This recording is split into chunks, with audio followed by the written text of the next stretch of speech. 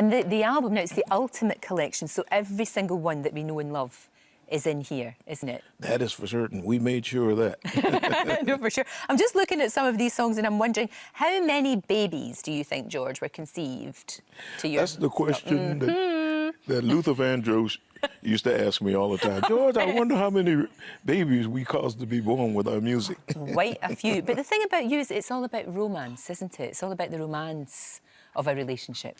I guess I owe that to my mother. Right. When I was coming up, she sang all the time. And from the time I was born, looking up in her face, there was always music coming down at me. And she hummed while she was eating, you know. And so by the time I went to school at 4 years old, I knew just about everything that was on the radio. Wow.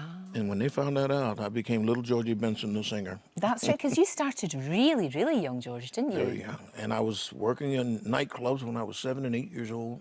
Gosh. Working on the street corners with my ukulele when I was 7. Wow. And I cut my first record when I was 10. That's incredible. It doesn't happen like that now, does it? It just doesn't seem to happen like that way anymore. I don't see a whole lot of that. There are a few people. The great Michael Jackson did the same thing. Of course. But in the olden days, it was a little more common than it is today. You remember they had Shirley, the great, what was her name? Shirley, the movie star. That got started when she was very, very young. Oh, Shirley Temple, little Shirley Temple, of course. And sometimes I think about it as Shirley Black, you know, the governor or mayor or whatever she was. But she was an incredible entertainer at a very young age. That's very, very true. And you're going to be going on tour as well.